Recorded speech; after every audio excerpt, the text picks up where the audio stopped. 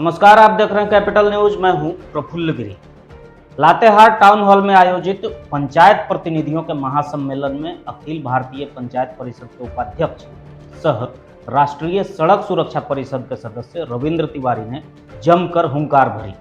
अपने बेबाक बोल के लिए मशहूर रविंद्र तिवारी ने अपने चिर परिचित अंदाज में एक बार फिर अपनी ही पार्टी के नेताओं को निशाने पर ले लिया। आजाद भारत में रहकर पार्टी की गुलामी करने वाले उन सभी नेताओं को सीख दे गए जो आला कमान के इशारे पर कुछ भी करने को आमदा हो जा रहे हैं। सही गलत का फर्क जानते हुए भी गलत को स्वीकार कर पार्टी का अनुशासन निभा रहे हैं। इस महासम्मेलन में पलामू, गढ़वा, लातेहार, चतरा समेत अन्य जिलों से भी हजारों की संख्या में पंचायत प्रतिनिधि पहुंचे थे।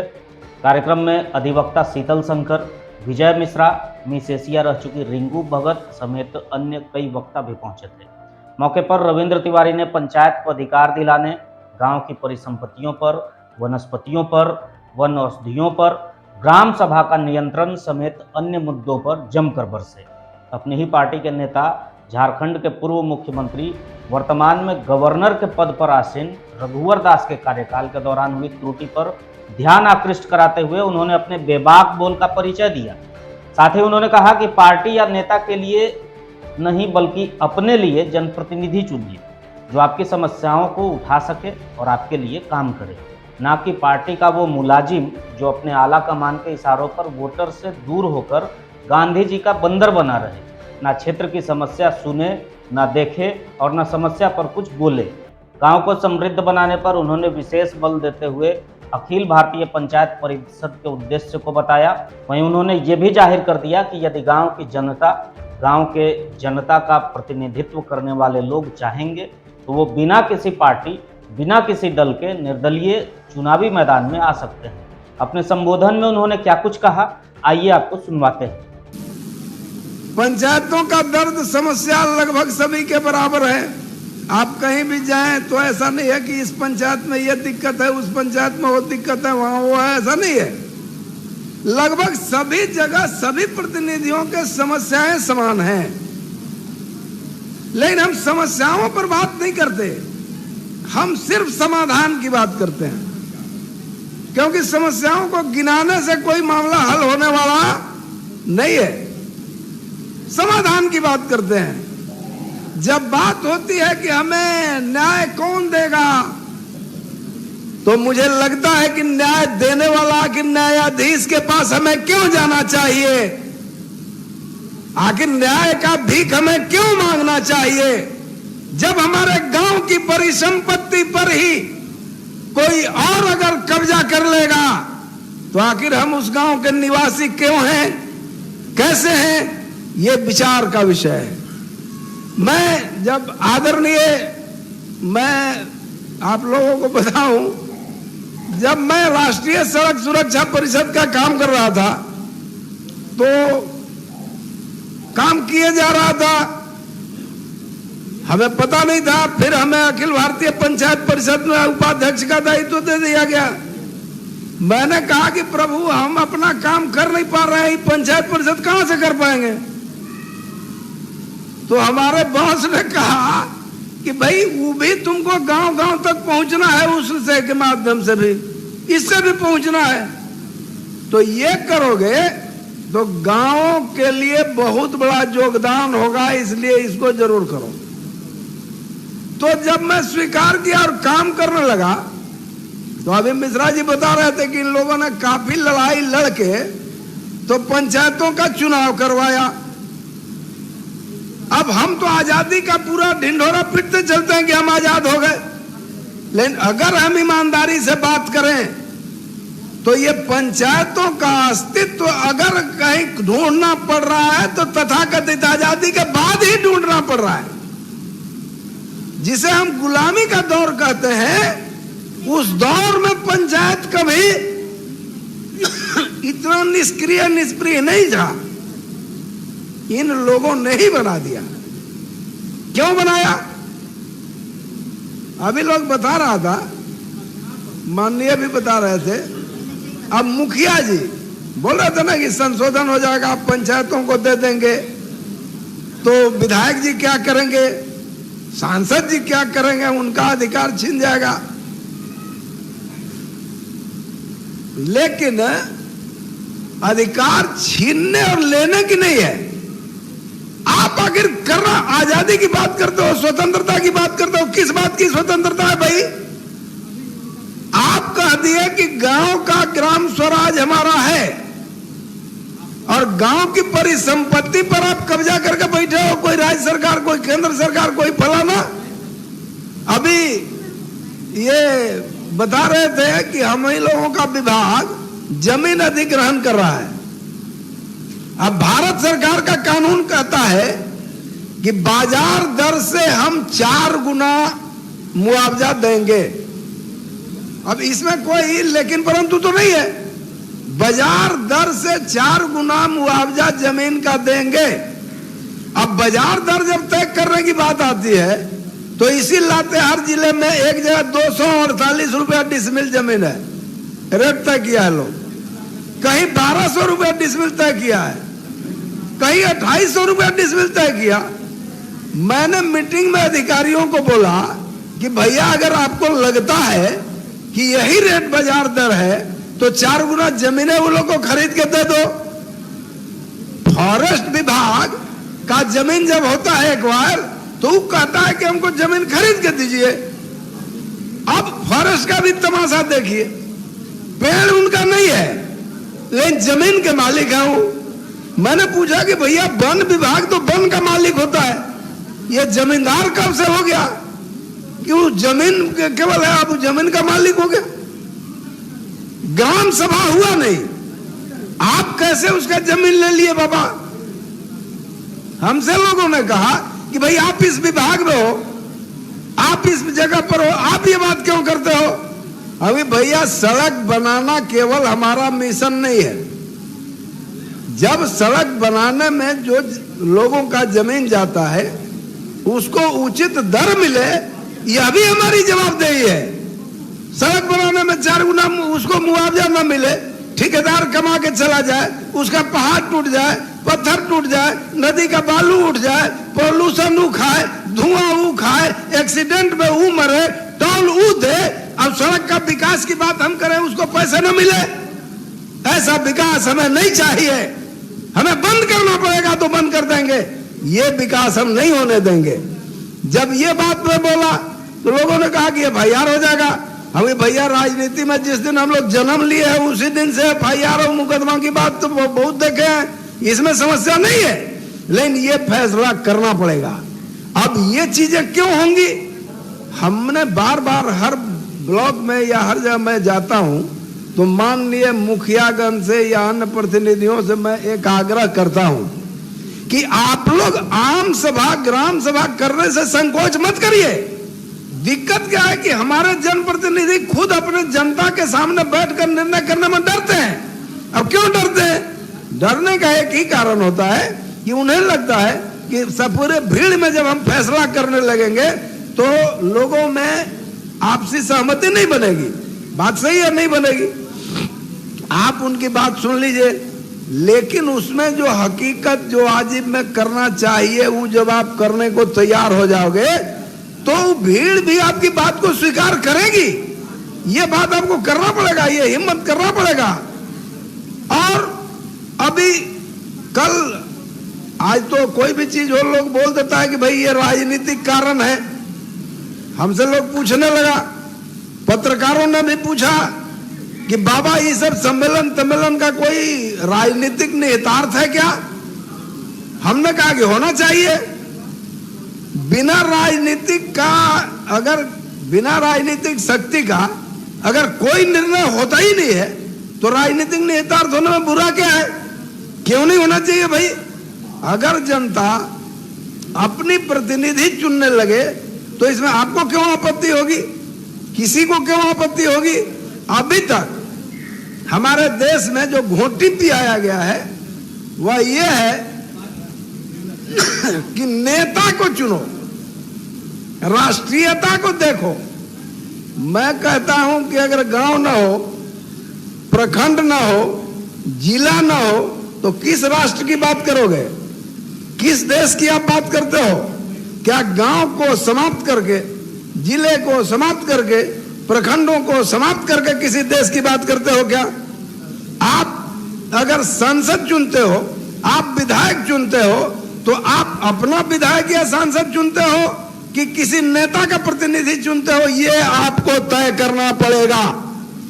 अगर आप अपना प्रतिनिधि चुनते हो तभी आपके सवालों के प्रति वह ईमानदार या वफादार होगा।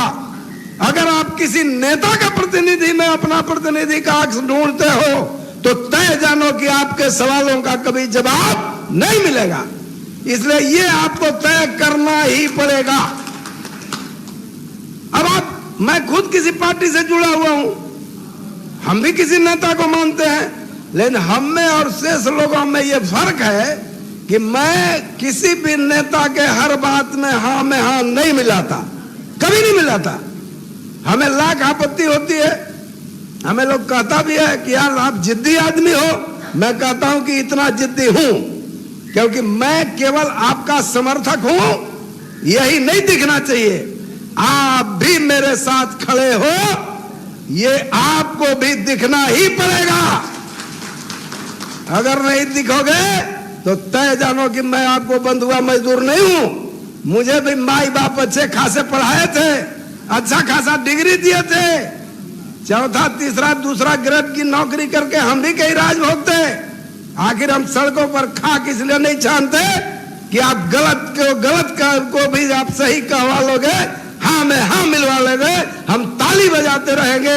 ऐसा न कल हो सकता है, न आज होगा, न भविष्य में होगा।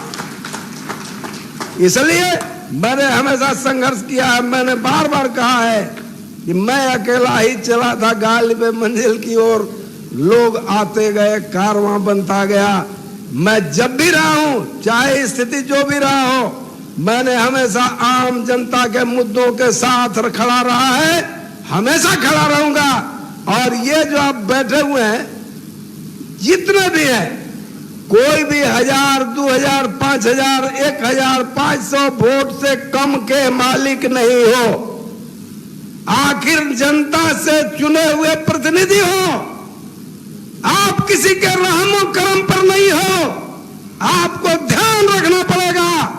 आप किसी के कृपा पर नहीं बने हो, आपको किसी दल ने नहीं बनाया है। जिन दल के प्रतिनिधि जो जीते होंगे उनके ऊपर दल की कृपा होगी, किसी नेता का कृपा होगा। लेकिन संजोग से यहाँ पंचायत का चुनाव चूंकि दलीय नहीं होता, इसलिए आप जितने भी लोग जीते हो अपनी क्षमता, अपनी सामर्थ्य, अपनी ताकत के बल पर जीते हो। जनता का विश्वास आपके ऊपर है। अब आपके ऊपर है कि उस जनता के भरोसे को कैसे उतारोगे। कल जीतेगा कि हारेगा कोई नहीं जानता, कल किसी ने नहीं देखा। लेकिन आज जो आप करोगे वह कल ही आज का बोया हुआ बीज कल पेड़ बनेगा, वृक्ष बनेगा, इतिहास बनेगा। इसलिए आज ही अपने पैरों पर खड़ा होइए। अधिकार मांगा नहीं जाता है, छीना जाता है, लिया जाता है।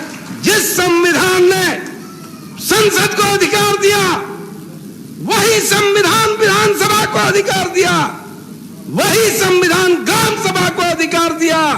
फिर ग्राम सभा किसी का कृपा पात्र क्यों है? कतई नहीं होगा।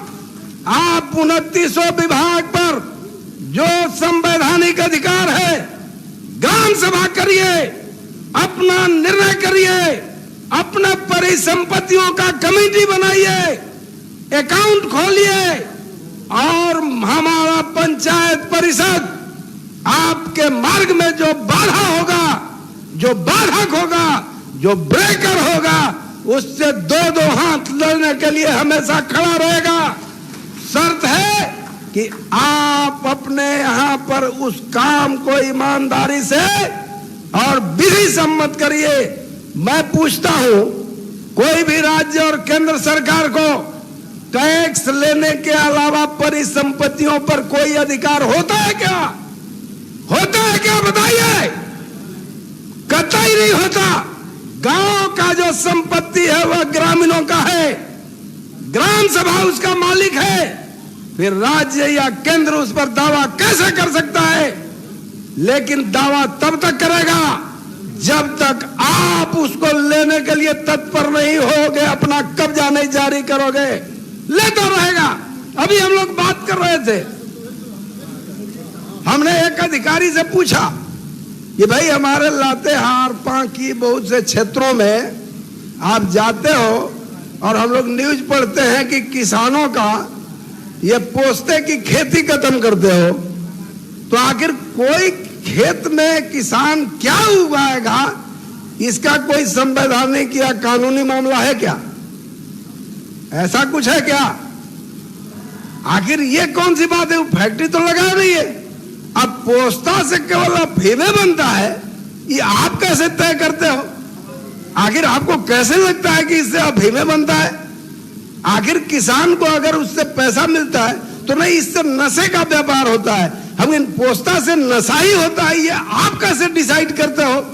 आखिर कौन तय करेगा कि इस खेती से केवल वही होता है?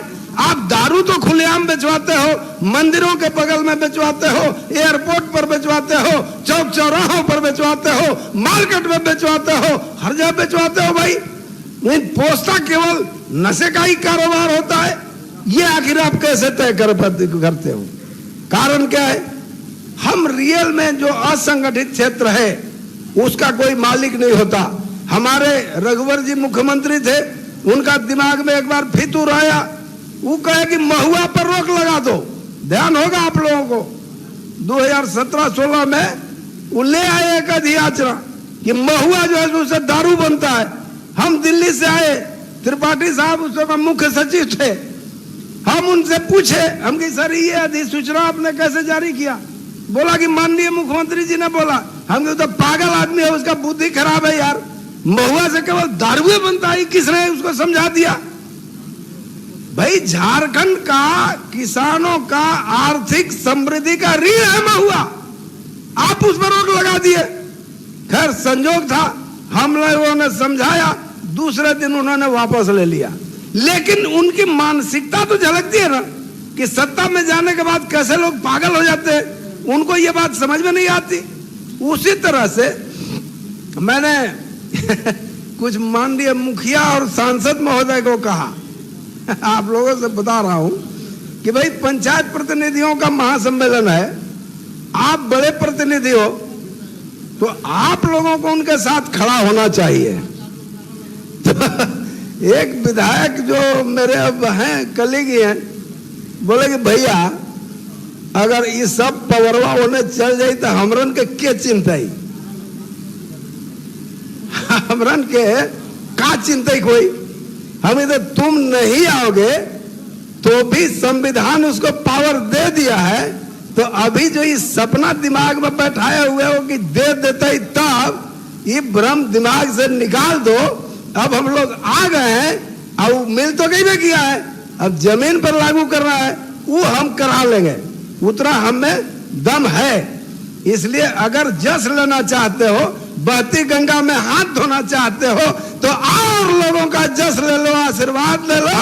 लोग भी कहेगा कि चलो हमारा माननीय विधायक, माननीय सांसद फलाना भी हमारे साथ था, वरना डूबेगी कश्ती तो डूबेंगे सारे, न तुम बचोगे न साथी तुम्हारे। जब होगा याचना नहीं अब रण होगा, संघर्ष महाभीषण होगा, रण में जया की मरण होगा, दुर्योधन रण ऐसा होगा फिर कहीं नहीं जैसा होगा। तुम देखते रहोगे, सत्ता तो आती जाती रहती है लेकिन जनता वही रहती है। विधायक बदल जाते हैं, सांसद बदल जाते हैं, सरकारें बदल जाती हैं, लेकिन जनता वही रहती है, तय वही करती है। बदलाव प्रकृति का नियम है। आज तुम हो, कल कोई और होगा, परसों कोई और होगा। ये भ्रम मत पालो कि आज सत्ता हमारी है, कल भी हम ही रहेंगे, कल कोई बदलाव नहीं होगा।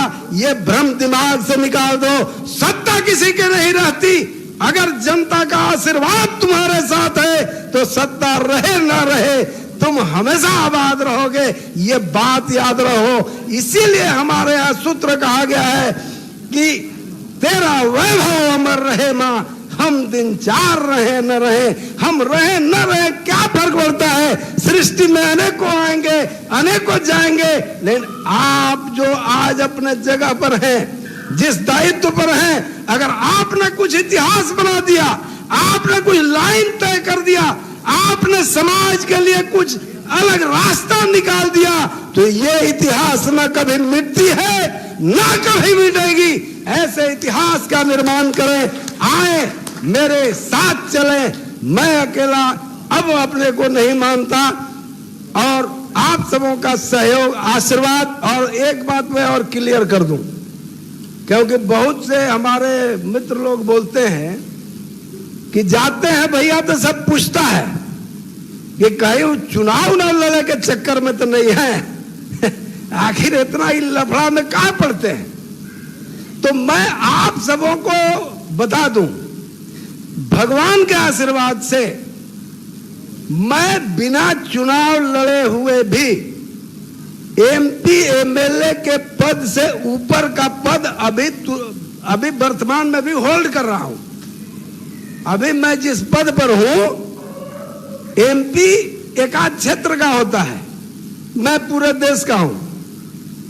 राष्ट्रीय सड़क सुरक्षा परिषद ऐसी इकाई है जो सारा विभाग उसमें आता है। कोई मंत्री होगा तो एक विभाग का होगा, लेकिन हमारे इकाई में सारे विभाग आते हैं। अब विभाग भर नहीं आता, बैंक भी आता है, इंश्योरेंस भी आता है, एसोसिएशन भी आता है, ट्रांसपोर्टर भी आता है, रेलवे भी आता है, हवाई जहाज भी आता है। यानी भगवान के कृपा से नितिन जी ने हमको जो पद दिया है, जो दायित्व दिया है, जो पोस्ट दिया है, वह बाकी सबसे बहुत ऊपर है। इसलिए मैं एमपी बनने के लिए बहुत लालायित हूं, ऐसा नहीं है, ना हमें जरूरत है। लेकिन अगर अभी जो बोले माननीय मिश्रा जी, ग्राम स्वराज के सपने को साकार करने के लिए केवल पंचायती राज अधिकार के हक और हुकूक के लिए अगर आप सभी जनप्रतिनिधि कहोगे कि आप नेतृत्व करो, तो मैं किसी दल से कतई नहीं लड़ूंगा, मैं सिंगल लड़ने को तैयार हूं।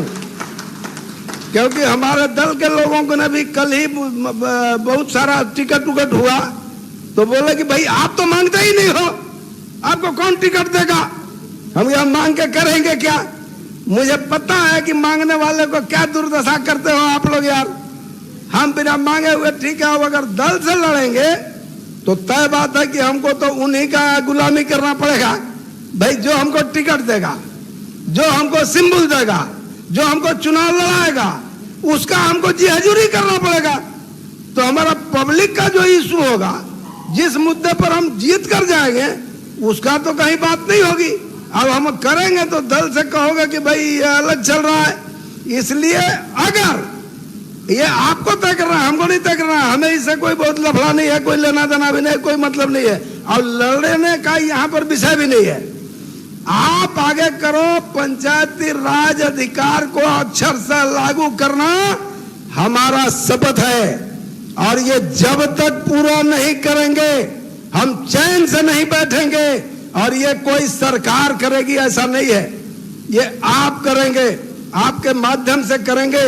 हमारे लिए अफसोस की बात सिर्फ एक रही कि आपके बीच आदरणीय वैभव डांगे जी को भी आना था, जो हमारे माननीय गडकरी साहब के प्राइवेट सेक्रेटरी रहे हैं और उनके सलाहकार हैं। तो उनको बुलाने का मेरा उद्देश्य यह था कि वो लोग महाराष्ट्र और गुजरात में कोऑपरेटिव के माध्यम से पंचायतों और गांवों को जोड़कर गांव में उपलब्ध जो परिसंपत्तियां हैं, वनस्पति है, जड़ी बूटी है, या और जो बनौषधि पदार्थ हैं, उसको कलेक्शन करके कंपनियों से टाई अप करके ग्राम समृद्धि क्या काम में वो लोग लगे हुए हैं। हमारा प्रयास था कि वो आएंगे तो हमारे ये जितना भी एरिया है सब में भरा पड़ा है, अथाह बहुत महंगी महंगी संपत्तियां हैं, बनौषधि हैं, वनस्पति हैं, सारे तत्व हैं, खनिज है, लवण है, सब कुछ है। अब नहीं क्या है नहीं ये है कि मार्केट नहीं है और हमारे पास साधन नहीं है कि इनका कलेक्शन करके हम मार्केट तक पहुंचा करके गांव के आर्थिक स्थिति को ठीक करें, ये चीज उनके पास है। तो अब हम लोग प्रयास किए थे कि वो नहीं आ पाए थे तो ऑनलाइन उनका कॉन्फ्रेंसिंग से करा दें, लेकिन तकनीकी खामियों के चलते वो अभी पूरा नहीं हो पाया। लेकिन ये काम हमारा मिशन है। आप सभी माननीय प्रतिनिधियों से मैं आग्रह करूंगा कि आपके पंचायत में जो वनस्पति और जो वन उत्पाद में जो आयुर्वेदिक औषधियां हैं, चकवड़ है, लटलटिया है, बनतुलसी है, बहुत से ऐसे तत्व हैं, अगर उपलब्ध हैं तो उनका लिस्ट बनाइए, सूची बनाइए, हमारे लोगों को जो प्रभारी लोग हैं उनको दीजिए। हम लोग आगे इस पर काम करेंगे और गांव में ग्रामीण समिति बना करके, कमेटी बना करके, बोर्ड बना करके, अकाउंट खोल करके पूरे पारदर्शिता के साथ गांव के स्वावलंबन के लिए आगे हम लोग बढ़े। दूसरा, बालू का विषय अभी झारखंड में बहुत जबरदस्त चल रहा है। अभी हम लोग बात भी किए हैं, गांव में हमारा अगर नदी बहता है, अंग्रेज और मुगल भी वो बालू नहीं रोका था। मुगल सल्तनत भी कभी बालू पर कब्जा नहीं किया था। ये कैसी आ जाती है कि गांव के लोग जब बालू उठाते हैं तो चोरी में ट्रैक्टर पकड़ा जाता है। अब हम लोग सड़क बना रहे हैं, उसमें नदी के नदी साफ हो जा रहा है। भाई ये ऐसे अनेकों चीजें, पहाड़ में आप बसे हुए हो, आप जंगल में बसे हुए हो, पेड़ आपका खेत में लगा हुआ है, लेकिन पेड़ आप जैसे ही काटने जाते हो तो सीओ साहब ऑर्डर देंगे, फिर वहां से डीएफओ साहब। आखिर क्या मतलब है? यानी कि हम आजादी के नाम पर केवल नारा लगाते रहे और गुलामी से भी बड़ा गुलाम बनते गए। इसके लिए हमारे पंचायत प्रतिनिधियों को सजग होना पड़ेगा। हम लोग उनके साथ रहेंगे, उनके कंधों से कंधा मिलाकर चलेंगे और ग्राम स्वराज सपना नहीं, हकीकत है। ये किसी के कृपा पर नहीं है। हमारा भारत का गांव न कभी गुलाम हुआ था, न कभी गुलाम हुआ है। मैं आपको एक बात और बता दूं, इतिहास में जो हमें पढ़ाया जाता है कि देश इतना साल मुगलों का अधीन रहा, इतना साल अंग्रेजों का अधीन रहा, ये तथाकथित उस समय के राजे रजवाड़े महाराजा गुलामी किए। यहाँ की जनता कभी गुलाम न थी, न हुई। जनता कभी स्वीकार नहीं की। ये राजे रजवाड़े सरेंडर कर लेते थे, वो उनके अधीन चले जाते थे। जनता अगर होती तो ये आज इस स्थिति में नहीं होती। आज सदान ये आदिवासी समुदाय जो इन परिस्थितियों में बचा हुआ है, बचा रहता क्या? आप अपने धर्म, आस्था, संस्कृति को बचाए रख सकते थे क्या? कभी नहीं रखते। जनता न कभी गुलामी स्वीकार करती है, न कभी की थी, न कभी करेगी। ये सत्ताधारी लोग गुलाम बनते हैं या स्वतंत्र बनते हैं, अपने हिसाब से परिभाषा रचते हैं। भारत की आत्मा गांवों में बसती है और भारत का ग्रामीण किसी के कृपा पर नहीं होता। हमारे लोहार बढ़ई सारी सिस्टम, सारी व्यवस्था थी। विकास के नाम पर बहु राष्ट्रीय कंपनियों को बुलाकर हमारे गांव के लोगों के रोजी रोजगार को छीन लेने वाले लोग अब हमें कम से कम लोकतंत्र का पहाड़ा न पढ़ाएं। इस लोकतंत्र के आड़ में हम अपना अधिकार को समाप्त नहीं करेंगे। किसी भी हालत में हम अपने ग्रामीण स्वतंत्रता और ग्रामीण आजादी को जिंदा और बरकरार रखेंगे।